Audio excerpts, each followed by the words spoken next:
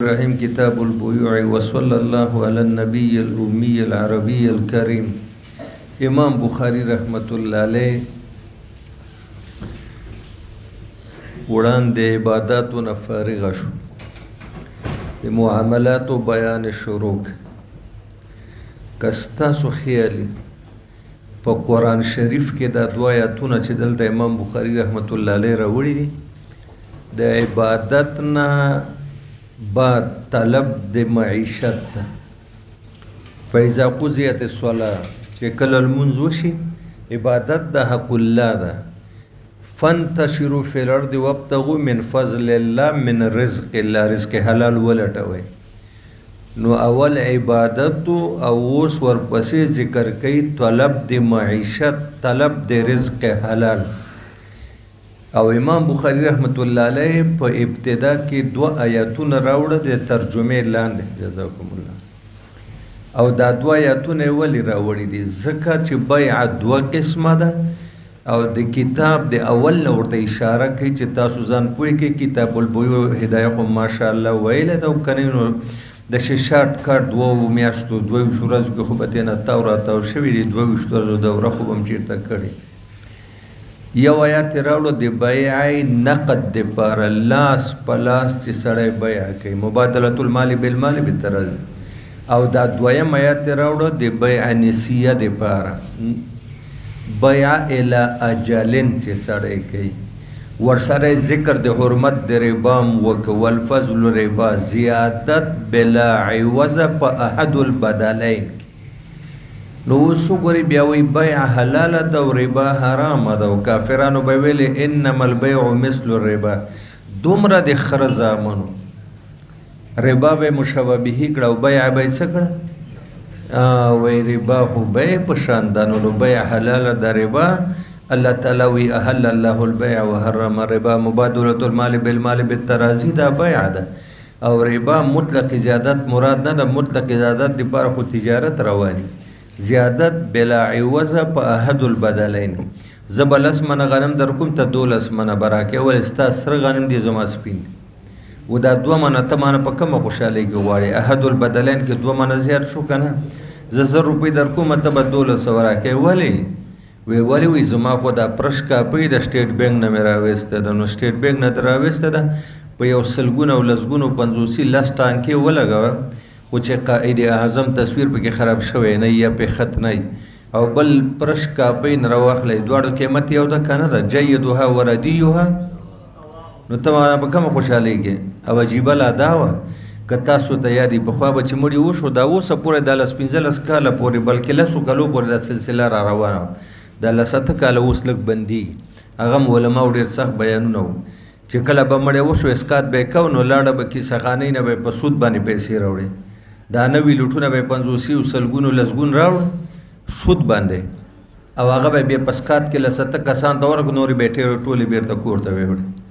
په شرمونو به یې مړی مو شرمه او ځان به یې مو شرمه، او د سود پیسې به یې په اسقاط کې ورکول. و ظالمانو دا ناروا ده، حرام قطعي ده. دا تاسو څه کوئ؟ نو اوس دلته به اکثر دا باب اول کې ترجمه کې خو زه دا خبره راله، عادت شریفه د امام بخاري دا ده چې ترجمه لګوي نو تاسو د کتاب اول نه وګورئ وکړه. کله داسې وکړي چې آیات ترجمه الباب کې، آیات ترجمه الباب کې، او کله داسې کوي چې ترجمه الباب لاندې د حدیث نه مخکې آیات راوړي. ولې ما تاسو ته د کال په اول کې ویلي وو چې هغې کې اشاره دی ته چې د دې آیت مناسبت له ترجمه الباب سره دومره ده څومره چې احادیثو مناسبت د ترجمه الباب سره. کومه مسله چې مستنبته ده د ترجمه الباب نه، امقه مسله په دې آیاتونو کې ثابته ده. د دې وجه نه که ستاسو خیالي کتاب البیوع غټ عنوان ده که نه ترجمه ده، واحل الله البیع وحرم الا ان تکون تجاره، آیاتونه یې راوړه که نه؟ 2 آیاتونه، یو د بیع نقد دپاره او بل د بیع نسیه، بیع العاجل بالعاجل دپاره راوړه. او ورسره په ضمن کې حرمت د سودم ذکر کړ. ورسره دام بیان کړ چې د عبادت نه پس باید مسلمان طلب د معیشت معنا رزق حلال وکړي. او الله پاک احکام 2 قسمه دي. رحمت الله صاحب د الله پاک احکام کم قسم؟ تاسو خو ویلو څلور قسمه دي، اوس مې ورته ویل دوه قسمه دي. دغه ځای سره چې کوم مناسب دی ترجمې نه مسله راوباسې، دې نه دا مسله راووته چې احکام الهي دوه قسمه دي په دغه باب کې، یو ته ایجابي وایي او یو ته سلبي وایي یا نفي منفي وایي. ایجابي دې ته وایي هغه حکم دی الله پاک چې هغې کې د بنده نه مطالبه ده چې ویکه حلال ده، مباح ده، جایز ده، دې ته احکام ایجابي وایي. هر هغه حکم چې په هغې کې الله بنده ته وایي چې مه کوه، پرېږده، پرهیز وکړه، ځان وساته، دې ته حکم سلبي وایي. دې ته حکم اوس وګوره احکاماتو کې زنا مه کوه، غلا مه کوه، قتل مه کوه، ولا تاکلوا مال الربا ولا تاکلوا اموالکم بینکم، سلبي دي که نه دي؟ نو دلته به دواړه درته ذکر شي. ام به احکام ایجابي ذکر شي، څه معنا؟ بیع صحیحه کوه، نافذه کوه، جایزه مباحه کوه، بیع حرامه باطله فاسده مکروه نه ځان ساته. بیع باطله بیان راځي که نه؟ بیع د میتې او د شراب او د دم مسفوح او چې مال غیر متقوم د المسلم بیع باطله ده که نه؟ او مبیع وګرځئ، نو د هغې موږ ته حکم ده د کولو که نه کولو؟ او چې بدلین مالی او متقوم د المسلمي موږ ته حکم د کولو ده که نه ده؟ نو ما درته ویله چې په دې باب کې باری تعالی احکام دوه قسمه زو، ایجابي چې د اجازت یې درته کړی چې وکړه، او سلبي چې منع کړی مې کوه. اوس موږ ته د بیع باطل اجازه شته چې موږ شراب والو، موږ میته والو، دم مسفوح والو، مال غیر متقوم والو؟ نه. ځکه الله فرمایي احل له البیع، ما بیع حلاله کړې ده. بیع تعریف، د بیع شرایط، د بیع ارکان، د بیع اقسام، بیع په اعتبار د مبیعې، بیع په اعتبار د ثمنو، بیع په اعتبار د احکامو څلور قسمه ده، په اعتبار د ثمنو څلور قسمه ده، په اعتبار د مبیعې څلور قسمه ده، په اعتبار د احکامو څلور قسمه ده. وای هدایې کاش کې چې د طالبانو ښه ادا کړې وي، خو ما ته زما رب زړه کې دا اچي چې ښه نه یې ادا کړې. شارټ کاټ درنه د 2 میاشتو په دورو کې راوتي دي.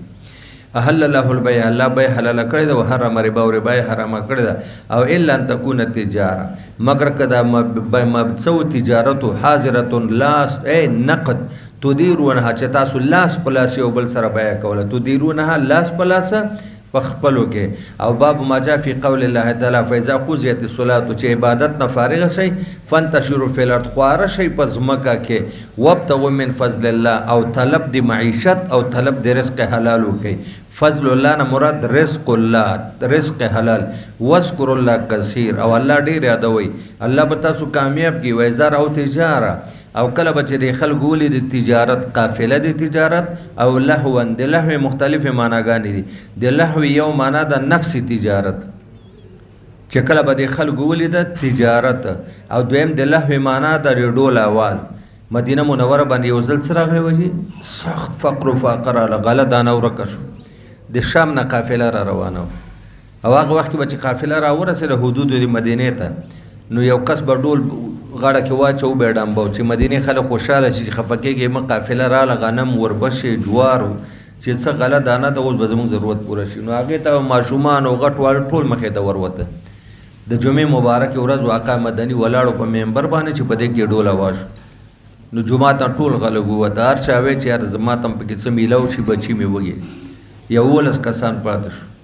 ویزاره او تجاره، کله چې د قافله وګوري تجارت او لهو یا د ډول اواز وړي، لنفذوا الیها، ټول وزي ورپسې، وترکوک قائما، او تا پرېږدي ولاړ په ممبر باندې. حضور ویلي وګوره که دا 11 قسم وتې وی نو عذاب به راغلی. نو اوس دې وکته که نه، والله خیر رازقین، مه پرېږدئ ذکر، مه پرېږدئ عبادت، عبادت نه پس معیشت ده، الله ښه رزق ورکول والا ده. ولا تاکلوا اموالکم بینکم بالباطل. اوس وګوره احل الله البیع حکم ایجابي و، ولا تاکلوا اموالکم بینکم بالباطل دا حکم سلبي ده. حرم ربا دا حکم سلبي ده. احل الله البیع دا حکم ایجابي ده. پوه شوئ که نه؟ ما چې کومه دعوه وکړه چې احکام الهي ایجابي دي سلبي دي، صحیح ثابته شوه. مصادیق یې ولیدل، خجی قل عند الله خیر. او ولا تاکلوا اموالکم بیع، غصب قبضه، دغه رنګ زور جبر ظلم باندې د چا کور نیول، نهبا لوټ مار کول، غلا، دا ټول به دې کې راغله. الا ان تکونه تجارت، مگر که تجارت او د جانبینو په رضامندۍ باندې وي. ولې بیع کې د دواړو بایع مشتري دواړو رضا شرط ده که د یو ده؟ ووایه بچه دلته یو خبره د مخکې وکړم چې ذهن د خلاص ابو هريره رضی الله عنه باندې دا اعتراض و چې اکثر ابو هريره یار ابو هريره ډېر روایتونه کوي، یعنی بعض خلکو پیدا شوبه کوله چې دا به خېټه نه کوي په مختلفو مواقعو باندې په مختلفو وختونو کې په ابو هريره مختلف اعتراضونه شوي دي او د ابو هريره د کثرت روایت په مختلفو مواقعو مختلف جوابات ورکړي.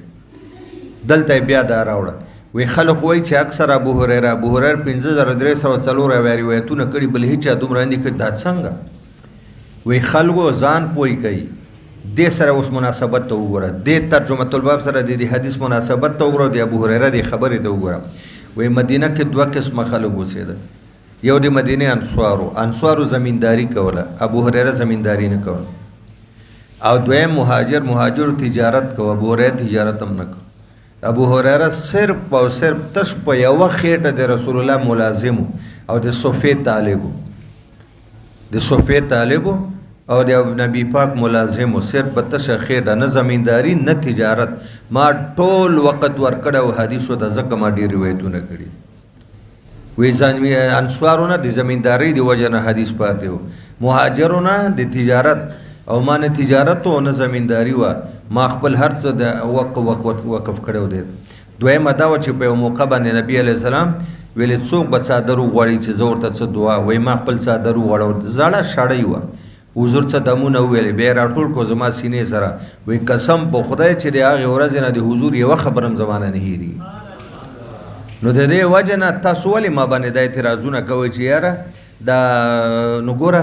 ما چې دا کثرت سره روایت کړی په دې مې کړی چې نه مې بیع تجارت کړی ده او نه مې زمینداري کړی ده. د صوفي طالب هم او تش په خېټه د حضور ملازم هم. اوس روایت وایه. وبه قال حدثنا ابو اليمان الى اخره ان ابا هريره رضي الله عنه قال انكم تقولون ان ابا هريره يكثر الحديث عنه ډېر زیات حدیث بیانوي د نبي پاک نه، وتقولون ما بعد المهاجرين والانصار لا يحدثون. یعنی خلک وایي چې د انصار او مهاجر ولې دومره ډېر حدیث نه بیانوي چې دی بیانوي.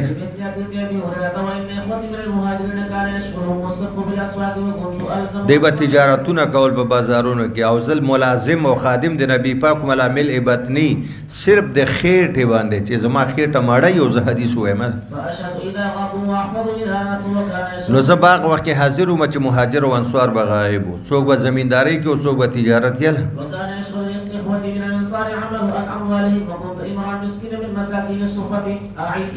ګوره صوفي د اتیا طالبان تر 400 پورې به کله شول، دا ټول غریبانان و که نه و، یو څادر کېل.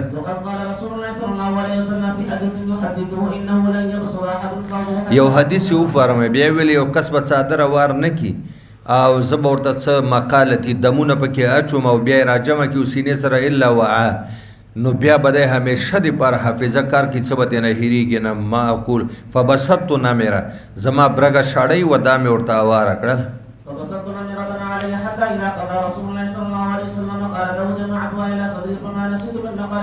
هغې ورځې نه پس قربان د پیغمبر نه.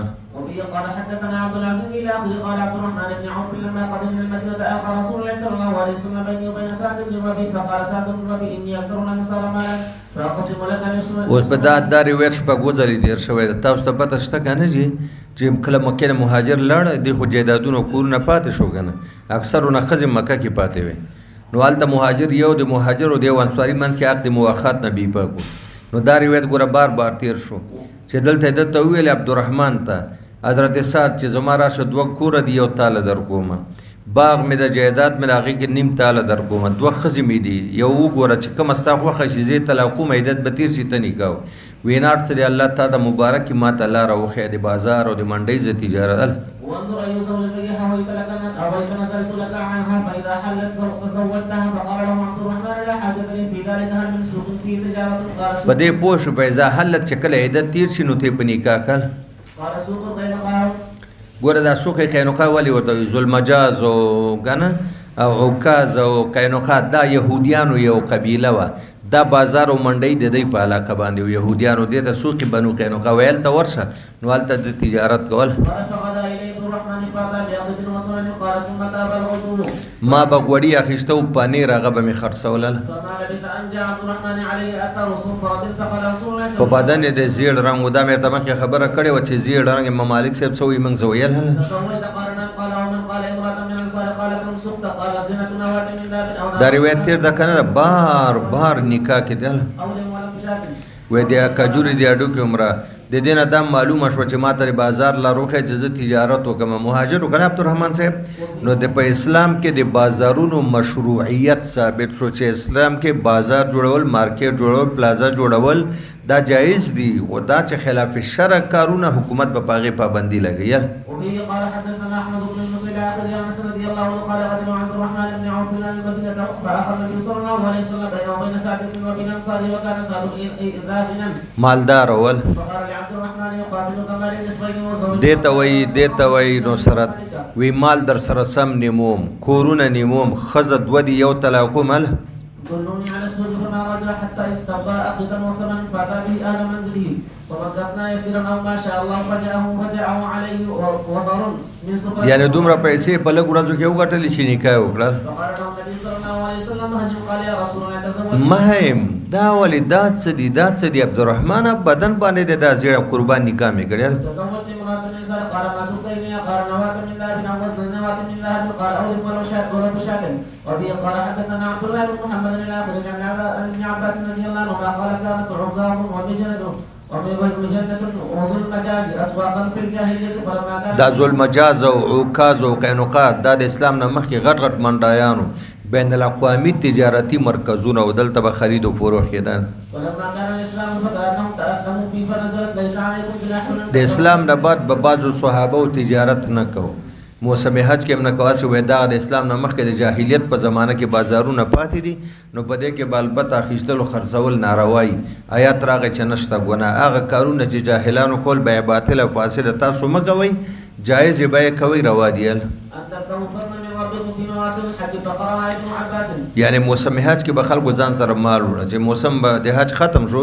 بیا به د ذوالعکاظ او مجاز منډیان لګېده دا به خرڅ کړل هغې ځای به نور مالونه واخیسته کلي ته به یې راوړ لکه زمونږ د افغانستان او د پاکستان خلک به چې تلل نو دوی به د دې ځای نه ځان سره داسې څیزونه وړه چې هغه به عربو کې نه و دلته به یې واخیسته مثلا په 100 کالدار یا 100 افغانۍ هلته به په 1500 ریال یا 1500 دراهمو باندې خرڅول او لاغي خو نه سونه ځان سره راوړه ځکه د اعلی سونه ارزانه ده دلته ګرانه ده دوه خبرې په ترجمه الباب کې غرض او مقصد د امام بخاری دی یو ضابطه بیانې قاعده کلیه ضابطه او دویم دی یو لفظ تفسیر او تشریح کول غواړي ضابطه او قاعده کلیه څه ده یو حلال دی بل حرام دی حرام ښکاره دی حلال ښکاره دی حلال هغه چې دی هغه هل په دلایل قطعیه باندې ثابت ده واضح دي ښکاره دي لکه د روز روشن پشان او حرام هغه دي چې دی هغه حرمت په دلایل قطعیه باندې ثابت ده حرمت د روز روشن پشان د ښکاری دا قاعده کلیه شو حرام ښکاره دي حلال ښکاره دي په دلایل قطعیه او ثابت دي پاتې شو د دواړو په منځ کې مشتبهات حرامونه پورا پرهیز ته او مشتبهاتونه د امکان تر حد ځان ساتل اوس د مشتبهات او تفسیر څه ده دین علماء او شپاړس ول زماغه سره کار نشته شروع دی ګوري دوه بدرته وکما اول تفسیر د مشتبه ده چې مشتبهات هغه سيزونو ته ویل کیږي جزاکم الله کرام چې په کوم ځای کې دلیل د اباحت معارض واقع شي له دلیل د حرمت سره دلیل د اباحت دس یو شی راغی چې هم پکې دلیل د اباحت شته چې دا شی مباح ده او هم دلیل د حرمت شته چې دا شی څه ده نو اوس یو سیس کې چې دواړه دلیلین متعارض شي دا اوس مشتبه شو دع ما یریبک پرېږدی به ځان ته نه وساته ورا همدې ته وایي که نه چې بیوشي کې اشتباه راغله دلیلین په هغې کې متعارض دي د هیل حرمت هسې موږ ترجیح حرمت ته ورکوو ځان ساته دویمه معنا د مشتبه دا ده مشتبه دې ته ویل کېږي چې مسلمانانو ته دا شبهه پیدا شي دلیلین متعارض نه دي د هیل او د حرمت مسلمان د یو شی مخې ته راغی او قرآن او حدیث کې د هغه څیز په حواله خاص واضح دلیل نه ده کتلی نو دا شی دته اوس پته نه لګي چې دا حلال ده او که دا حرام زه استعمال کوم او که ځان ترې نه وساتم اوس پوه شو که نه دې ته ویلی کېږي مشتبهات وایي وفيه قال حدثنا محمد بن المثنى الى اخره عن الشعبي سمعت النعمان بن بشير رضي الله عنهما سمعت النبي صلى الله عليه وسلم وحدثنا علي بن عبد الله الى اخر الشعبي سمعت النعمان بن بشير رضي الله عنهما سمعت النبي صلى الله عليه وسلم وحدثنا عبد الله بن محمد الى اخره عن النبي صلى الله عليه وسلم وحدثنا محمد بن كثير الى اخر النعمان بن بشير رضي الله عنه قال قال النبي صلى الله عليه وسلم الحلال بين الحرام بينه وبينهما امور مشتبهات ومن ترك ما شبه عليه من الحكم كان لما استبان له أتركه ومن اجترى على ما يشك فيه من أتركه ومن اجترى أتركه نو چې چاته یو شي کې ګناه ښکاره شي اترکه هغه یې پرېږدي پوه سړی که نه ومن اجترى على ما يشك فيه او بعضې خلک جرأت کوي جسارت کوي په هغه څیز باندې چې هغې کې شک وي چې دا حلال ده که دا حرام ده من الاسم او شک ان یواقع مستبانه او دام ورته شک پیدا چې واقع شي پس له وضاحت د حرمت نه او بیا مغه کار کوي جرأت کوي والمعاصي هم الله حمات څه ته وایي د یو بادشاه د یو سردار د یو لیډر مخصوصه چراګاه چې دې کې چراګاه کې به د بادشاه صاحب د لیډر صاحب د سردار او د مالک صاحب څاروي څریږي د بل چا باندې څریږي وایي زنا دا حم الله ده سرقه حم الله ده غصب او سود نو څوک چې غیر چاپیره د دې نه تاویږي را تاویږي نو یره خطر شته چې د دې بلې چراګاه کې یعنی د دې صراحتاً په ګناه کې واقع شي یعنی چې مشتبهاتو نه ځان نه ساتي د دې امکان ډېر د چې د په حرام قطعي کې واقع شي خو ښه دا چې پرهیز دی نه وکړي چې حرام قطعي کې واقع نه شي والمعاصي حمى الله من يرفع حول الحمى يوشك ان يواقعه باب تفسير المشبهات تفسیر د مشتبه و سمو که غرض د امام بخاری رحمت الله علیه په دې بعد درې ابواب قائم کړي په دې درې واړو ابوابو کې تفسیر د مشتبهاتو او اقسام مختلفه د مشتبهاتو تفسیر د مشتبهاتو او اقسام مختلفه د مشتبهاتو دا ذکر کوي و سورته ګوره وای وقال حسن بن ابي سنان ما رايت شيئا اهون من الورع تعمى وای ما په اسلام کې په احکامو کې داسې یو حکم نه دلیدلی چې هغه ډېر اسانه دی ورع نه ورع څه ته وایي دع ما یریبک الی ما لا هر شی چې ستا زړه کې شک تردد پیدا کوي پرېږده هغه کار وکړه هغه چې هغې کې ستا زړه کې شک او تردد نه راځي بس دا اسانه خبره ده هلکه د یو شي په حواله ستا په زړه کې د شک د حرمت او د هیل شک پیدا شو پرېږده که دا ما یریبک چې تا په تردد شک کې اچي چې آیا دا حلال ده که خو پرېږده که نه د څه دپاره علامه د هغه څیز د وجې نه یې پرېږده لا یریبک چې هغه ستا په زړه کې الشام وبه قال حدثنا محمد بن كثير الى اخره وقد بن الحارث عن امراه سوداء جاءت فزعمت انها دا روایت دوه تیر شو دا دریم ده اوس دلته ابو ایهاب وایي ما ښځه کړې وه او موږ ډېر د واده ډېر ورځې تېره شي او توره بوډۍ راغله وایي موږ ته یې وویله چې تا دا ښځه څنګه په نکاح کړې دا تا او دې جنۍ ته خو ما سینه در کړې وه تا دا خو خور او ورور یې ورته ګوره مسلې ته اوس ابو ایهاب وایي ما ته خو دا پته نه وه نو چې ما ته دا پته نه وه عقبه بن حارث وایي او چې ما ته دا پته نه وه نو ما خپل کور کې تپوس وکړه چې دې ښځې موږ ته سینه را کړې وې هغې موږ ته هم پته نشته بیا مې سخرګنۍ نه تپوس وکړه چې ستاسو دې لور ته چې زما ښځه دې ښځې سینه ورکړې وې موږ ته هم پته نشته وی زه لاړم نبي علیه السلام ما وی قربان ما د فلانکي د لور سره نکاح کړې ده ډېر وخت وشو اوس یوه توره ښځه راله وایي چې ما تاسو دواړو ته سینه درکړې تاسو خور او ورور یې ولې نکاح کړې ده اوس راشه دا مسله لږه شټاپ که یونس انس دا به څه کړو شټاپ به یې چکونه لږ به بچیانو شاته لاړ شو شاته به دې لاړ شو چې حکم د رضاعت په څه ثابتېږي امام احمد بن حنبل رحمت الله علیه په څلور امامانو کې چې د کشر امام ده او د یو مذهب مجتهد مطلق ده او پیشوا ده هغه وایي چې په باب د رضاعت کې د یوې ښځې شهادت کافي ده که یوې ښځې مې وویل چې ما سینه د ماشوم ته ورکړې ده بس حرمت ثابت شو امام شافعي رحمت الله علیه فرمایي وی رضاعت او حرمت به ثابتېږي په شهادت د څلورو ښځو باندې تر څو چې څلور ښځې شهادت ونه کړي چې دې ښځې دې ماشوم ته سینه ورکړې ده او دې ماشومې ته نو بس که څلور وې حرمت ثابتېږي او که څلور نه وې او زما او ستا امام الایمه امام ابو حنیفه رحمت الله علیه څه وایي دوه سړي یا یو سړی دوه ښځې بس دی گواهی وکړه چې دی ښځې دی ماشومان ته شوده ورکړي رضاعت ثابت ده او که دی نه کم او دلته ګوره یو ښځه راغله جزاکم الله د احمد بن حنبل صاحب مذهب ثابت شو یوه ښځه راځي او چې دا خاوند بیا ځي محمد علیه الصلاة وسلام قربان فداه ابي و امي و روحي و بدني نه تپوس کوي چې ځي څه وګو وایي ښه تا ته ویلم دی بیا دې ملا نکاح کې ساتلې ده و دغه د ورع صورت دغه مشتبه اشتباه پیدا شو که نه منو چې سړی ته پته نشته جنۍ ته نشته د جنۍ پلار ته نشته مور ته نشته د هلک پلار او مور ته نشته یوې ښځې ګواهي وکړه حضور ته یې پرېږده دی ته ویلی کېږي مشتبه اوس اشتباه پیدا شو چې رښتیا یې ورکړي که نه دي ورکړي اشتباه راغله که رانغله حضور ته بیا د ملا نکاح کې پرېږدی ګوره د یوې ښځې په ګواهۍ باندې اشتباه په نکاح کې راغله که نه پرې پرېږده الله وذكر للنبي صلى الله عليه وسلم فعرض عنه وتبسم النبي صلى الله عليه وسلم قال كيف امسكتها څنګه دې لا په نکاح کې ساتلې وقت قیل او حال دا چې تا ته ویلم دي چې ما تاسو دلته شو خور او ورور است یاله وكانت تقول ابن ابيها بالتميمي الله رحمه قال حدثنا يحيى بن قزعه الى اخر 10 یو قسم د مشتبه هو کته کنه قالت كان عتبه بن ابي وقاص عن الى اخيه سعد بن ابي وقاص دا روایت مخکې تیر شوی د فتح د مکه کې دا عتبه بن ابي وقاص او سعد بن ابي وقاص ورونو عتبه کافر او مشرک مکه کې او دا سعد څومره لوی صحابي د عشره مبشره د مدینه کې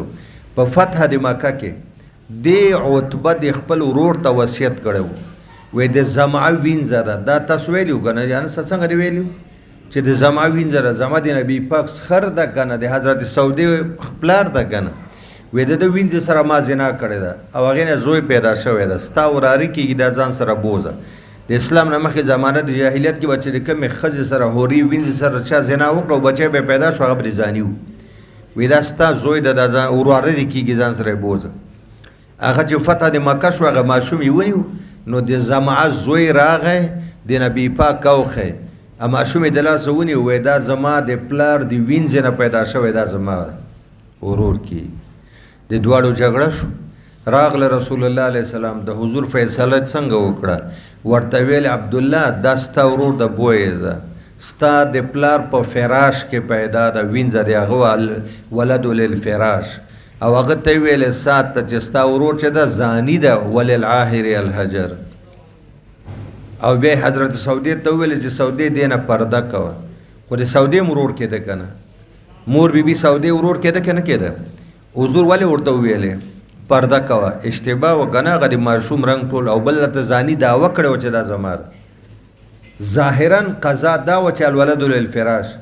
نو چې ولد للفراش رغو د زما زوی شو نو چې زما زوی شو د حضرت سعوده ورور شو لیکن بیا ورته حضور ویل چې احتجبي من دا هغه چې اوس شبهه پیدا ده نو ځکه هغې ته وشته وایي تر مرګه پورې سعودي بیبي سترګې په هغه هلک نه وې لګېدلې ولما كان عام الفقير خبر سعد بن ابي وقاص فقال ابن اخي قد عهد الي فيه فقام عنده ابن الزمان فقال اخي ابن والد ابن ابي ورجع على فراشي فتساوقا الى النبي صلى الله عليه وسلم فقال سعد ادوارو جګړه شو حضور ته راغله فقال سعد يا رسول الله ابن اخي قال دا مې وراره ده فقال عبد بن زمعه اخي ابن والد ابن ابي ورجع على فراشي فقال النبي صلى الله عليه وسلم هو لك يا عبد بن زمعه ثم قال النبي صلى الله عليه وسلم الولد للفراش دا قاعده کلیه ده ولد به هغه شی چې بچا فراش قویه او ضعیفه نکاح او ملک یمینیه ثم قال لسعد بن زمعه زوج النبي صلى الله عليه وسلم يحتجني من ولد لما راى من الشبه ځکه ماشوم مشابه او د عتبه سره زانی سره تر مرګه پیستر کې ونه دا اوس ګوره مشتبه او ځان وساته کو نه ساته دا د اشتباه دویم صورت هم درته ذکر کړه وبه قال حدثنا مروان الى اخر عدي بن حاتم رضي الله عنه قال سالت النبي صلى الله عليه وسلم عن الميراث فقال اذا اصاب بحده فقل واذا اصاب بعرضه فقتل فلا تقل فانه وقيل اوس ګوره ښکار غشه دی خوشګ لیندینه که سیده پرې څوکه ولګې د وینه تنه وته نو خورای کمردار مو ځکه تا بسم الله ولې دا زبه استراری ده او کدا پلنوالی باندې لګېدل څټ باندې نو بیا مخوره هغه وینه نه راوباسي په درز باندې هغه مړ شي دا داسې ده لکه موقوزه د دوه کاڼو منځ کې ورته سر وټکوي هغې خوړل روا دي والموقوزة والمتردیه والنتیه ناروا دي که نه وایي که پلن وایي ګوره شبهه پیدا شو پته نه لګي چې وینه د بدن نه ده وتې معلومیږي چې د هغه شی داسې نه ده لګېدلی داسې لګېدلی الا شو قلت يا رسول الله يرسل كلبي وسمي فاجد معه ولصيد كلبا اخر لم تسمي عليه ولا ادري ايهما اخر قال لا تقول انما سميت على ذنبك ولم تسمي على الاخر باب ما يتنزه من الشبهات. لکه ما درته وویلې کنه چې نبی علیه الصلاۃ والسلام وی دع ما یریبک. امام بخاری ښایسته ترجمه ولګوله. غرض او مقصد امام بخاری دا چې په هر هغه څیز کې هر قسم شبهه پیدا شوله د هغې نه پرهیز اجتناب او ځان ساتل افضل و بهتر دی. وبه قال حدثنا قبيصة إلى آخر الناس رضي الله عنه قال مر النبي صلى الله عليه وسلم بتمرة مسحوجة فقال لولا أن تكون صدقة لا تلقوا وقال همام عن أبي هريرة. وی په لاره باندې کجوره پرته وه کجوره. اوس د کجوره کې دا احتمال شته چې دا د چا مملوک وي و دا احتمال هم شته چې دا صدقه وي. رسول الله ویل که چېرته دا شک شوبه نه وی چې دا د صدقې نه وي وی ما به دا خوړلې وه ځکه رزق ده که نه. خو چونکې دا خطره ده چې دا چېرته صدقې نه وي موږ بنو هاشم خو صدقه نه خورو ګوره شوبه پیدا شوه که نه حضور ترې ځان وساته که ونه ساته هله عن النبي صلى الله عليه وسلم قال أجد تمرة ساقطة على فراشي. بس لاره کې یو کجوره پرته یې زه یې نه خورم د دې وجه نه شبهه پکې ده. باب من لم يرى الوساوس ونحوها من الشبهات. اوس به تل د ګورې ترجمه کې دوه ټکي راغلی. غرض او مقصد امام بخاري تفریق بین الشبهه والوسوسه ده. تا ته دا وایي چې کوم شي کې من لم يرى الوساوس وی د وسوسې پروا به نه کوي. د وسوسې شیطان ته د زړه کې وسوسه در واچي حلال در باندې حراموي. د دې پروا مه کوه خو مشتبهاتو نه ځان ساته. نو ما تا ته وویل چې د مشتبهاتو تفسیر علما کرامو چې وکړه چې د حل او د حرمت او د طهارت او د نجاست هغه دلایل متعارض راشي یو بل سره نو موږ دې ته څه وویلې دلیل د طهارت او دلیل د نجاست او دلیل د حل او دلیل د حرمت متعارض راشي نو موږ دا وویلې چې الکه احتیاط غوره ده بهتره ده پرهیز څه ده ځان باید وساتو. دلته مقصد خو الفرق بین الوسوسه والمشتبهات ده. دویمه خبره وسوسه څه ته وایي. اوس یو انسان ده یو شی پاک ده شیطان د دې زړه کې وسوسه ورواچي چې دا مخوره دا ناروا ده. اوبه پاکې د شیطان زړه کې وسوسه ورواچي چې مسکه دا نجسې دي. اوس د وسوسې په وسوسه چې شیطان تا ته درجه د یو حلال او مباح شي اوس تا ته چا کره میلمه شوې هغه د ته ښه ښایسته چرګ او وریجې او غوښې راویستې او شیطان ته زړه کې وایي چې هلکه دا مخوره دا د سرقې دي دا د سود دي دا د غصب دي دا د قبضې دي دا د کرپشن دي دا د رشوت دي دا وسوسه ده. او سړی مسلمان د کلمه ګو ده تا ته ونه ویلې چې چا کره میلمه شي او تا ته څه کیدي نو تپوس مه کوه چې وروره دا حلال دي که حرام دي. اکتفا په ظاهر حال د مسلمانو که حال د مسلمان دا چې دا حلال خپله خوري بل ته یې ورکوي خپله هم حرامونه ځان ساتي بل نو تا ته به دسترخوان باندې شیطان زړه کې وسوسه در اچوي چې هلکه دا اوبه مه څښه دا نجسې دي دا روټۍ مه خوره دا حرامه ده وایي دا وسوسه هېڅ پروا یې ونه کوي ښه کلاو خوراک کوه. اوس پوه شو که نه هله شه. وبه قال حدثنا ابو نعيم الاخرماني رضي الله عنه قال شكر النبي صلى الله عليه وسلم الرجل يجد بالصلاه شيئا. قربان ما ته مانځه کې زړه ته وسوسې راځي مونځ آیا زه مونځ مات کړمه قال الله ودې کته وی ما ته ویله که تا خو تحریمه ونه ویلې تا ثنا ونه ویلې تا دا ونه کړه وی مونځ مه ماتوه حتی یسمع الصوت. بله دا ده ما ته زړه کې وسوسه راځي خېټه کې مې ګړبړي خېټه کې مې مرول درد راشي نو زه ویرېږم چې ما نه څه خارج شوي نه وي. تاسو 3 قاعدې ما ترمذي کې درته ویلې بلکې 4 وي یاد شي درته الیقین لا یزول الا او الیقین لا یزول بشک وشک یکون یزول بلا نو چې ته له کوره راتې طهارت یقیني وکنه او په مانځه کې چې تاسو خېټه کې ګړبړ پیدا شو نقض چې خروج الريح ده بدون صوت مع الصوت دا شک ده کې یقین ده. یقین په شک ځایل کېږي محبوب ورته لا حتی یسمع صوتا او یجد ريح کته نه هوا خارج شي आवाज واوري یا بدبو محسوسه کې نو الیقین یزول بالیقین بشي بیا مونږ مات کله. وقال ابن افضل عن الزهري لا وضوء الا فيما وجدت الريح وسمعت الصوت. وبه قال حدثنا احمد بن المقدام الى اخر عائشه رضي الله عنها ان قوما قالوا يا رسول الله ان قوما ياتوننا باللحم لا ندري اذكروا اسم الله عليه او لا. ګوره مولانا صاحب مدینه منورې ته تاسو ته به یاد نشي خو ما ته لږ یاد دي ځکه علم ستاسو ډېر د بېشکه د علم غرونه سمندرونه یم الله هم د نظر بد نه وساته زه به در باندې د نظر بد دم هم واجم ځکه هر یو د علم غر او سمندر ده ماشاءالله لا حول ولا ماشاءالله لا حول ولا قوة الا بالله. وان یکاد الذین کفروا لیزلقونک بابصارهم لما سمعوا الذکر. پوه شوې انسه ټول ومنله چې موږ د علم غرونه م یو سمندرونه خو امتحان نه ورکوو بس مې ورکوئ ځکه هغوی دا وایي چې پرچه وګورو زموږ شان شوکت وګوره دا پرچې خو د دویمې درېیمې درجې والا دي ډېر ښه خلک دي دوی ښه کار کړی ده مدینه منوره وه موږ چې زه د 11 کالو مردان کې اوسېدو دا د قصابخانې او د قصابانو دوکانونه ما نه ولیدلي هغه وخت کې د کلو ته به په شکور به غټ په دې کې به غوښې راغلې قصاب به ګلی وي په ګلی ګرځېده چغې به والی تازه غوښې والی تازه غوښې نو په 6 روپۍ باندې د میخې او د کټۍ غوښه وه او په 3 روپۍ د سر غوښه وه کیلو تاسو په خدای یقین وکړئ اوس 12.5 ده که 3 روپۍ باندې د سر غوښه اوس 1500 ده 1500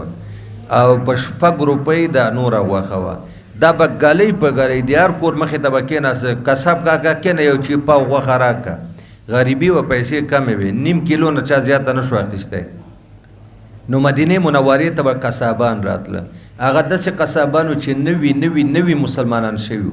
ګلی په ګلی به یې غوښې خرڅولې نو عایشې ابۍ تپوس وکړو چې قربان دا خلک خو نوي مسلمانان شوي دي موږ ته پته نشته چې آیا دی په وخت د ذبحه کې به مذبوحه بسم الله الله اکبر وایي که نه وایي موږ دا وخورو که نه نبی پاک ورته وایي مړې خورئ مسلمان د شان د مسلمان دا ده چې دا به بسم الله ویلي تر څو چې دلیل د حرمت موجود شوی نه چې دا کافر ده مشرک ده بسم الله توزات منا هوبل یاد کړی ده یا نصرانی ده بسم عیسی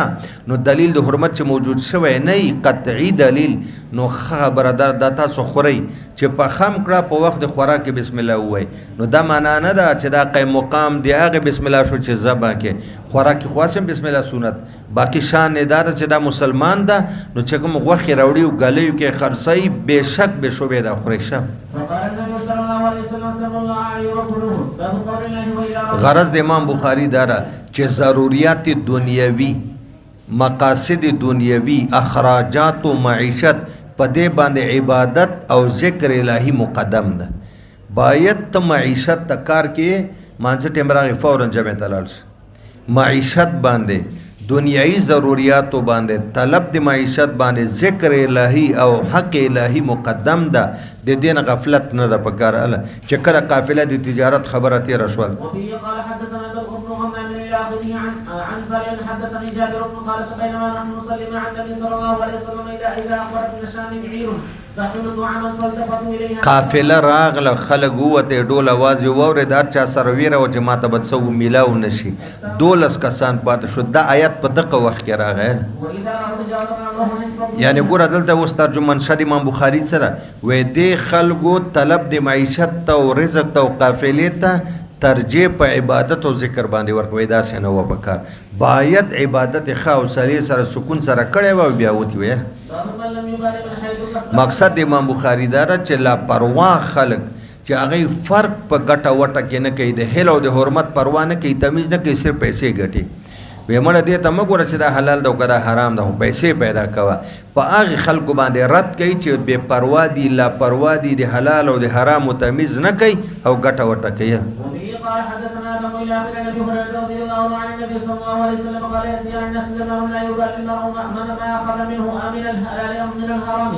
باب التجاره في البز وغيره مولانا صاحب ته دا وایي درې خبره غرض او مقصد امام بخاری د بری باب کې اول دا ده چې حقوق الله په تجارت مقدم دي حقوق الله په تجارت اول عبادت او بیا معیشت مخکې تیر شو کنه دویم غرض او مقصد د امام بخاری رحمت الله علیه دا په هغه خلکو باندې رد کول غواړي چې هغه وایي چې صرف او صرف د وچه او د خشکی تجارت زمینی دا بجایزي فضایی او بحری بجایز نه تا ته وایي چې د تجارت اجازه دی الله له طرف راغی نو بری بحری فضایی جازونو کې سمندري جازونو کې او د ځمکې د ټول اقسام د تجارت جایز دي د کې منع نشته ده او دریم غرض د امام بخاری داره بری تجارت کوا بحری فضایی کوا خو ځانه بے پروا مه جوړوه بے پروا د هیل او د حرمت تمیز کوا ګټه وټه کې آمدن کې د هیل او د حرمت د چې شراب راوړي خرڅوي دا تمیز کوي دا چې منشیات وړي او دا سمګلینګ کوي دا تمیز کوي، دا چې قبضه مافیا د ځمکې بیا خرڅي پلاټینګ په باندې وکړي دا تمیز کوي. وقول الله تعالى رجال لا تلهيهم تجارة ولا بيع عن ذكر الله وقال قد كان القوم يتبايعون ويتجرون ولكنهم إذا نابهم حق من حقوق الله لم تلهيهم تجارة ولا بيع عن ذكر الله حتى يودوه إلى الله. وبه قال حدثنا أبو عاصم إلى آخره عن عبد بن هادي قال كنت أتجر في الصرف فسألت زيد بن أبي بای صرف خو درته معلوم ده کنه، بیع النقد بالنقد، پیسې په پیسو بدلول، نقدین د دواړو تقابض فی المجلس ګوري ضروری ده. یا لکه دا ریال وخله کالداري راکه، کالداري وخله ځکه دواړه سمن دي، لقبیله د عدم متعیناتونه دي، تعین به په تقابض راځي، نو یو لاس باندې به ورته ریال ورکې په بل لاس به کالداري درکړي. وحدثني الفضل بن يعقوب الى اخره اخبرني عمرو بن دينار وعامر بن مسعود انه ما سمع ابا منها يقول سالت البراء بن عازب رضي الله عنه وزيد بن ارقم عن الصرف فقال كنا تاجرين على عهد رسول الله صلى الله عليه وسلم سابقا من به تجارت کو، حضور نام د بیع صرف ته پوسو که بیع الثمن بالثمن فسألنا رسول الله صلى الله عليه وسلم عن الصرف فقال إن كان لم يدر وای چې لاس پلاس وي، لاس پلاس وي، نور مزید که زه اوس پیر احسان الله صاحب نه تپوس کوم ماله حیا راځي چې د بیع صرف ټول پوره تفصیلی خبره راته وکړه، معنا لغوي وکړه، معنا اصطلاحي وکړه، معنا شرعي وکړه، حکمت په مشروعیت کې وکړه، شرایط د بیع سلام بیان کړه، ارکان د بیع سلام بیان کړه، مکروهات مفسدات د بیع سلام بیان کړه، ابن عمر خبره بیان کړه، هغه چې تا سراب ته سلګون ورکم زرګون دی ورکه چې ماته ریال راکړه، شل زره دی ورکه عمرې ته زه ماته ریال راکړه، هغه تا ته وایي دا دریم چت کې دي زه ورځم، وایي ته دریم چت ته پسې ور وخېږه چې افتراق د تفریق بین المجلسین را نشي. تانه نقد واخشته او د زیبره وای کاغله بران ټوپ ک فسبتم پس ور ټوپ کا ولی قبل الافتراق بتقابض په بدلینو باندې ضروری ده. او ګوره کده شي بدلین دواړه قرضی خزه زب زریاله در کوم ته بیا مات پلان کی تاریخ باندې شل زره کالدار راکې دواړه قرض شو کنه. بیع النسیار نهى رسول الله ان بیع الکال بالکال، تاسو هدايه کې ونه ویلې چې بیع د قرض په قرض ناروا ده، او که یو جانب چې ریال اوس راکو زه به کالدار شل ورځې پس درکمه نو دا ترجیح بلا مرجع ده، دام سمند یا غم سمندي څنګه ته مانه نقد غواړي او ماته په دغه کې راکې ستا حق متعین شو زما د حق تعین ونه شو اغم ناروا ده. لاس پلاس غرض او مقصد امام بخاری دارا چې د تجارت لپاره د کور وتل بل ملک ته تل د ملک په اره حصہ کې ګرځیدل یو برابر دي، که نږدې وي که لرې وي، که چاینا ته هانګ کانګ ته ځې او که جاپان ته او که لاهور ته او کراچۍ ته ځې. وقال الله تعالى فانتشروا في الارض وابتغوا من فضل الله. وبه قال حدثنا محمد بن الاخر ان ابا موسى الاشعري استاذن على عمر بن الخطاب فلم له كان دا مخ کې او ټکی راغی بز ویل کېږي د کپړې تجارت ته. تاسو دا په پته په ټولو تجارتونو کې د ټولو نه اعلی او اولاد تجارت هغه د کپړې، ورپسې د طعام ده، ورپسې د خوشبو ده، د عطر د دې شیانو ده، او ابو بکر د کپړو تجارت کو کنه، عمر صاحب د طعام کو، عثمان صاحب د خوشبو شب شب. ان ابا موسى الاشعري استاذن على عمر بن الخطاب فلم يزل له كان مشهورا فرجع مصرف عمر فقال لم اسمع صوت عبد الله بن قيس. ګوره دلته تا ته شابه لږ ودرېږه که نه لاړې خو پوه نه شوې. عمر فاروق بادشاه دلته راغی دا غیر راوخته ابو موسی شری دا خو ګوره د یمن د یوې حصې ګورنر او عامل هم و که نه، هغه دلته درې وارې حضرت ابو موسی عمر فاروق ته آواز وکړه، هغه وانه اورېده، اجازت یې وغوښته د ملاقات، هغه وانه اورېده، مشغول و مصروف و. هغه چې بیرته روان شو نو په دې کې حضرت وویل چې د ابو موسی ولې رانغلې قربان هغې خو راغله اجازه ویله زه راولې یو کس پسې ورغی راته وایي وایي ته ولې راغلی نه وې ته ولې دلته وایي قربان خو ما درې وارې اجازت وغوښته تاسو مصروف اجازت هم رانه که زه روان شم. او رسول الله مبارک موږ ته ویلي وو چې الاستئذان ثلاث، درې وارې اجازت وغواړي که میلاو شو ښه ده که نه ځئ. وایي ښه په دې حدیث تا سره دلیل شته؟ شابه ګواه راوله. شابه هغه لاړ نو ابو سعید په ټولو کې کشر صحابي و، هغه راغی ورسره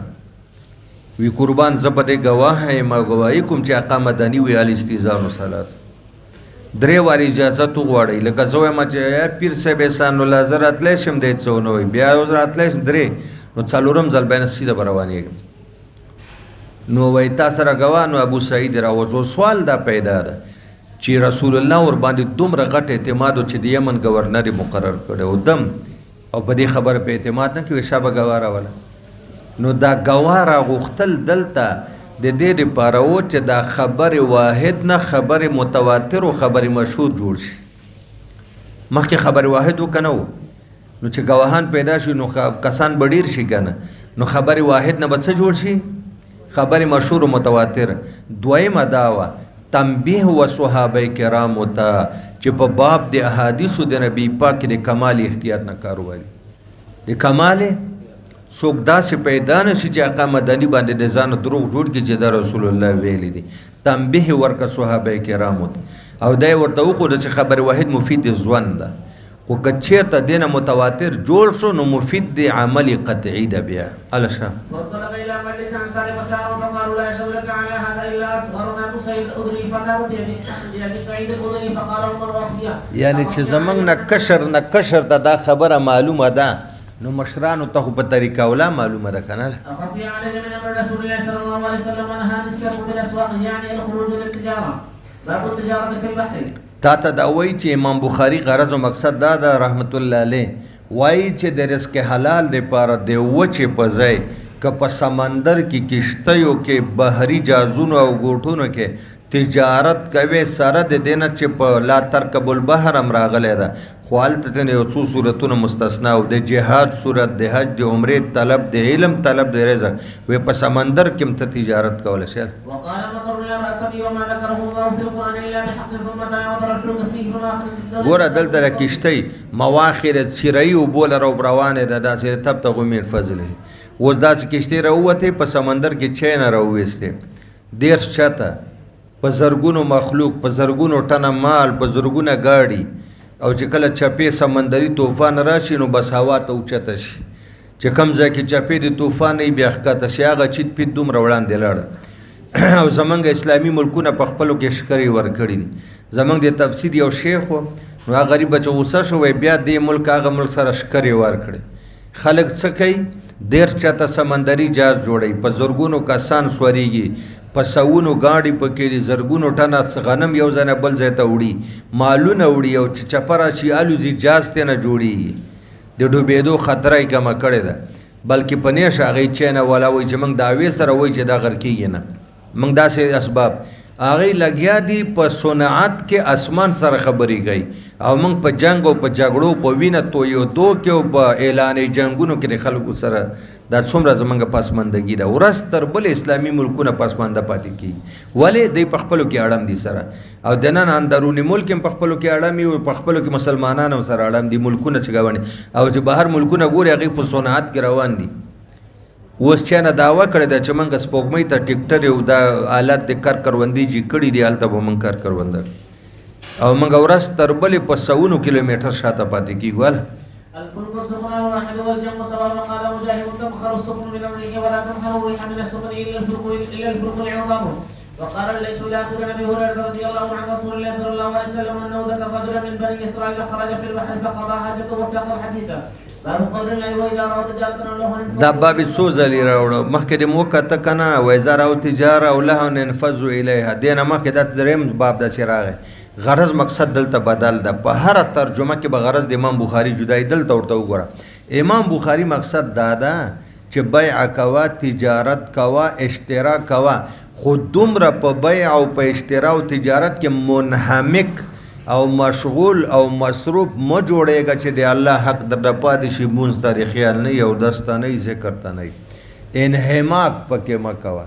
ډېر پکې ډوبېږه مچ عبادت تم تاسو رټیم پاتې نه یاله وقوله تعالى رجال يقولهم تجارة ولا بيع عن ذكر الله قال قد أرجو كانوا يتجرون ولكنهم كانوا إذا نظروا حق الحكم لله لم تلههم تجارة ولا بيع عن ذكر الله حتى يوصلوا إلى الله. وتر څو چې د خدای حق نه ادا کړي د تجارت ته نه زیدار صحابه کرام صفات او یو واقعي شوی د جزئیل. وهي قال حدثنا محمد بن الاخر عن جابر رضي الله عنه قال اخبرنا عير ونحن نصلي يوم الجمعه مع النبي صلى الله عليه وسلم فانظرنا في الله 12 رجلا فنزلت هذه الايه واذا رد جاءكم لهم فضل اليها ولكم غائبا فقال الله تعالى انفقوا من طيبات مقصد د امام بخاری د خیر خیرات او صدقو کولو ترغیب ورکول دي تجارت کوه خو ورسره خیر خیرات او صدقې هم کوه د غربا او فقرا او یتاما او کونډو په حال باندې نظر هم ساته رشتہ دارانو سره ښه سلوک هم کوه او د رزق دروازه او د سخا دروازه کولاو ساته بندوي مال. وفي قال حدثنا عثمان بن ابي شيبه الى ابن عاشر رضي الله عنه قال النبي صلى الله عليه وسلم اذا انفقت المراه منكم عن بيتها غير مفسده كان لها اجر. ګوره خاون ګټلې دي پیسې ښځې سره دي نو چې دې ښځې صدقه وکړه ثواب ښځې ته هم پوره میلاویږي د تصدق خاون ته دې ګټې. منشي خازن منشي چې کوم نیک سره ده نیک ته د ګټې او منشي ته د صدقې یو د بل اجر نه کمیله. قال حدثنا يحيى بن جعفر الى اخره عن حماد قال سمعت الله رضي الله عنه عن النبي صلى الله عليه وسلم قال اذا انفقت المراه من كسب زوجها من غير امره فلها نصف اجره. الا باب من احب البسط في الرزق. ماشاء الله مقصد او غرض امام بخاری دا ده که څوک دا غواړي چې الله په د باندې د رزق دروازې را خلاصېږي وسعت د رزق راشي پراخي د رزق راشي نو خیر خیرات صدقې دې کوي او د خپلو رشتہ دارانو سره د ښه سلوک کوي نو الله تبارک وتعالی به په د باندې وسعت د رزق راولي. د استادانو په خدمت او د پیرانو مرشدینو که د شریعت د استادانو خدمت دی وکړه تا ته به الله شرعي امورو کې کمال درکړي او که د طریقت د استادانو خدمت دی وکړه باطني علومو کې به کمال درکړي او که د مور او پلار خدمت دی وکړه نو ستا په رزق کې به برکت و وسعت راشي که د رشتہ دارانو دی وکړه نو په عمر کې اولاد کې به برکت راځي. وفي قال حدثنا محمد بن ابي يعقوب الى اخر عن انس بن مالك رضي الله عنه قال سمعت رسول الله صلى الله عليه وسلم يقول من صبر ينفق له رزقه او يمسى في اثره فليصل رحمه. باب الشر النبي صلى الله عليه وسلم بالنسيئه. ګوره مولانا صاحب یو دا ده چې بدلین دواړه په نسیه باندې قرض یو دا ده چې احد البدلین په قرض باندې وي دا خو جایز ده که نه. رسول الله مبارک 10 سواع چې یو سوا 4 کیلو 10 کیلو یو سلو شل 10 سواع نو دای غله واخیسته په قرض حضور سره پیسې نه وې مبارک سره نو یهودی نه واخیسته چې یو طرف نه پیسې راشي بیا به درکم. سوال دا ده چې آقا مدني یهودی نه ولې واخیسته نو د هغې یو جواب خو دا ده چې تعلیم للجواز چې امت ته پته ولګي چې غیر مسلم سره تجارت و خرید و فروخ روا ده او دویمه دا ده چې په هغه زمانه کې مسلمانانو کره به د خپل ضرورت نه زیاته غله نه وه چې خرڅه کړې وی د یهودیانو سره ډېره وه او په یهودیانو کې یو یهودي و ابو شهم ډېر غټو هغه نه یې اخیستې وه نو بیع بالنسیه چې هلکه ته ماته دا 10 منه غنم راکه د جنوري میاشتې په پیله تاریخ به پیسې درکم بالکل روا ده خو معامله به ولیکې او ګواهان به پرې ونیسي. وبه قال حدثنا مؤلف بن صدر الاخر عن عائشه رضي الله عنها ان النبي صلى الله عليه وسلم اشترى طعاما من رجل يهودي الى اجل ورهنه درعا. ګوره هغه ورته ویل چې ماته غاڼه راکه غاڼه یو شی غاڼه راکه چې کله پیسې راکې بیا نور څه خو نه وکنه زغره ورکه. حالانکه یو حدیث کې منډه راځي چې زغره بچا ته غاڼه کې نه ورکوي. باب الرهن کتاب الرهن تاسو هدايه کې ویل ده لیکن دلته حضور سره بل څه نه و چې غاڼه کې ورکړي سوا د زغرو نه. وبه قال حدثنا مسلم الى اخر انس رضي الله عنه وحدثني محمد بن عبد الله الى اخر انس بن مالك رضي الله عنه وبشائر النبي صلى الله عليه وسلم بخبز شعير وإهالة ساخنة ولقد رهن النبي صلى الله عليه وسلم درعا له بالمدينة. اوس په دې باندې پوه شو د وربشو روټۍ راوویسته و اهالة سانخة په دې تاسو پوهېږئ اهاله باندې دا ځان ولې غلیږوئ ښه پوهېږئ خو ما کړوئ ځوروئ. ګوره زه بیمار یم لږ تعاون پیر صاحب تاله وایم لږ تعاون کوه که نه دا پیر خو عالم بالا کې دی چې له اوم اسمانه راکوزېږي راځي زه مظاهر ته رسېدلی نو ته خو دلته ناست یې زموږ سره پیرانو تاسو نه به زما نوره څه ګټئ. دا لوی اختر دا ګډان یا غوایان یا میخې چې موږ تاسو حلال یو واز ته خو ټول پیژنئ که نه لم نه واز ده دا واز ده خو پاکه ده که نه حلاله طیبه ده.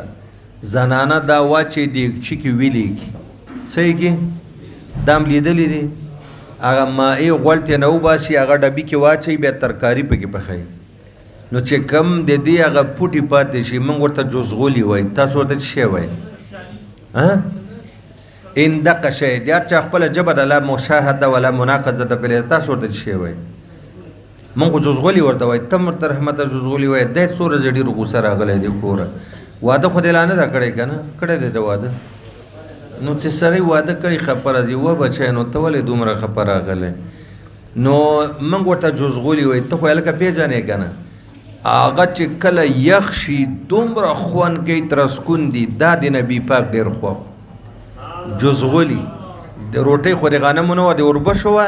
نو دا به خلکو کور هغه نه خرابېږي ویې ساته کلار پراته په یو لوښي کې 2 میاشتې 3 میاشتې پورې خرابېږي نه لږ لږ سړی راخلي روټۍ سره یې خوري زما بېحده ډېر خوښ دي خو زه خو بي پي مریض یم فشار خوړی نه شم او چې کله ښه ومه نو دومره به مې ډېر خوړه په دې نیت چې دا د رسول الله صلی الله علیه وسلم نو دا یې ورته راوویست د اله شب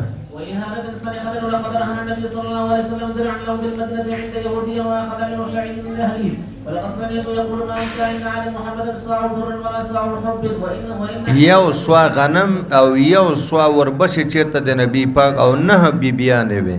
دا د خیبر او د بنو نذیرو نه مخکې مقصد د امام بخاری دا ده چې مهنت مزدوری ډېر فضیلت لري د مهنت او د مزدوری فضیلت بیانول کاغه زمینداری ده کاغه تجارت ده کاغه حرفت ده کاغه صنعت ده خو په دې ټولو کې کم یو افضل د تجارت ورپسې زراعت ورپسې حرفت ورپسې صنعت قال حدثنا اسماعيل بن عبد الله الى ابن عائشه ان عائشه رضي الله عنها قالت لما استخرج ابو بكر الصديق قال لقد علم قومي ان خير ثروتي لم تكن چې کله د خلیفہ شو نو څادرې په وګوي بازار ته وړي وي زما قوم ته پته را چې زما کسب د څادرو خرڅول دي او زه په دې خپل کور خرچه پوره کوي شم عاجز نه ده زما د تجارت و زه مشغول شم د مسلمانانو په خدمت نو د ابوبکر بچیان به خوراک له بیت المال نه کوي ځکه څوک چې د مسلمانانو خدمت کوي نو هغه خرچه یې بڅوي ویحترف للمسلمین فی او د هغه پیسو بدل کې چې له بیت المال راځي ابوبکر به د مسلمانانو خدمت کوي وبه قال حدثنا محمد بن ياسر قال قالت عائشه رضي الله عنها كان اصحاب رسول الله صلى الله عليه وسلم عمال انفسهم فكان يكون لهم ارواح فقيل لهم لو اغتسلتم رواه هشام عن هشام اعمال انفسهم په خپل به ځانونه کارونه کول وبه قال حدثنا ابراهيم بن موسى الى عن النبي صلى الله عليه وسلم قال ما اكل احد طعاما قط خيرا من ان ياكل من عمل يده وان نبي الله داود كان د خپل لاس مزدری کل من قد يمينك وارق جبينك هغه خوراک کوه چې لاسونه د پیتڼا کې شي ټنډ نه د پیخوله که زمینداری شو یا مزدوري قال حدثنا يحيى بن موسى الى اخر عن حمام بن منبه حدثنا ابو هريره رضي الله عنه رسول الله صلى الله عليه وسلم ان داود النبي صلى الله عليه وسلم كان لا ياكل الا من عمل يديه وبه قال حدثنا يحيى بن جابر الى اخره انه سمع ابا هريره رضي الله عنه يقول قال رسول الله صلى الله عليه وسلم لن يحتطب احدكم خزمه على ظهره چې سړی غړه ترال شي او تبر ځان سره ویسي الته خشاک وهي او پندو کې راوړي په ملا باندې بازار کې خرڅ کی او هغه پیسې په ځانم باندې ولګي او چې دنه زیات شي بلته ورکی دا بهتره د لدینه چې چا تلازونی شي ماما یو 100 روپۍ خوراکه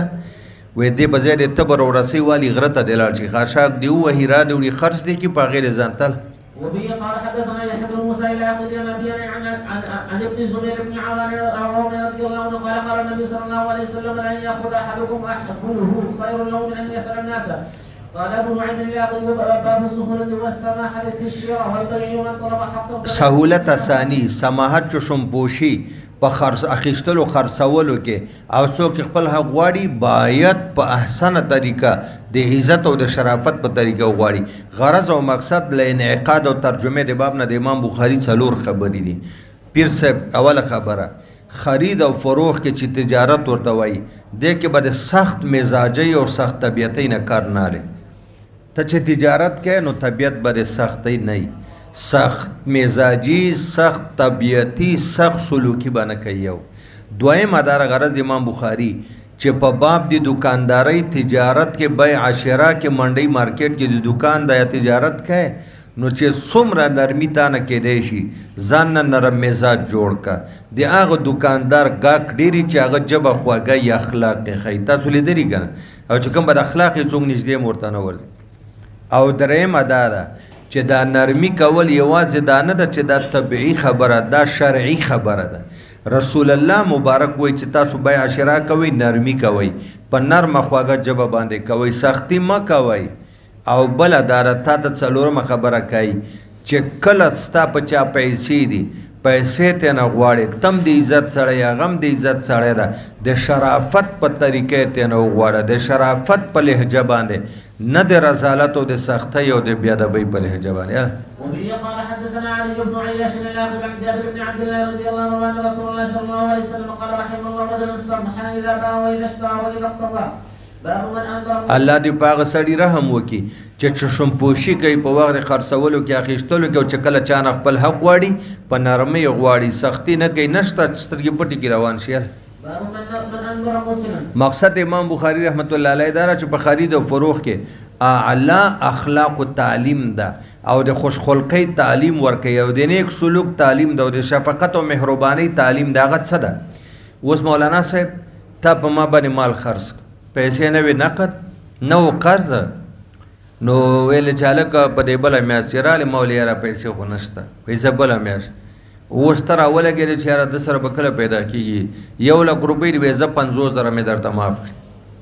یو صورت د انزوار دام ده او یو صورت یې دا ده چې ما خو تا سره ټایم 2 میاشتې ایښی خو چونکې ستا مشکلات ډېر دي 1 کال پسې راکړه. فناظرتون الی المیسره نیک سلوک شو کنه شفقت و مهربانی دی مدیون سره شو کنه شو. وبه قال حدثنا احمد بن يوسف الاخر حدثه حذيفه رضي الله عنه حدثه قال قال النبي صلى الله عليه وسلم تلقت الملائكه روح رجل ممن كان قبلكم فقالوا اعملت من الخير شيئا. یو بنده روحي قبض کبره ویوړ وی الله فرشتو ته ویل چې وګورئ د عمل سدي قال كنت وی ما خپل منشیانو ته زه تاجر ما منشیانو ته حکم کړو چې غریبي پیسې ته نه ماخلی او چې تنگ دستی هغه ته ټیم ورکوي. وی الله تبارک وتعالی وویل چې د غریب نه تیر شوی حق نه ده غوښتی نو چې زما په د څومره حقوق پاتې شوي زه ترې نه تیر شوم زه ترې نه غواړم.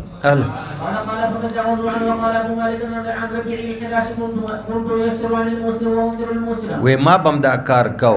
غریب ته مې معاف کولې او تنگ دسته ته مې ټیم ورکړ.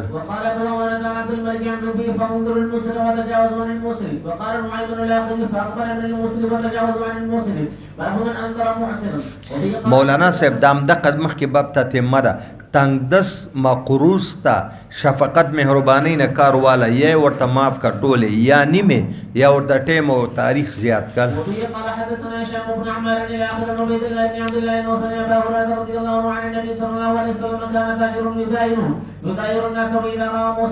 خلکو سره به په قرض معاملې کولې فتیانو نه مراد منشیان دي منشیانو ته به ویل چې خیر ده چا سره سختی مه کوئ که پیسې ورسره نه وي ورته معاف کوئ او کټې مې 1 میاشت غوښته 2 میاشتې ورکوئ. الله به زمونږ د ګناهونو نه تیر شي موږ ته به الله ګناهونه دې بدل کې معاف کړي. بس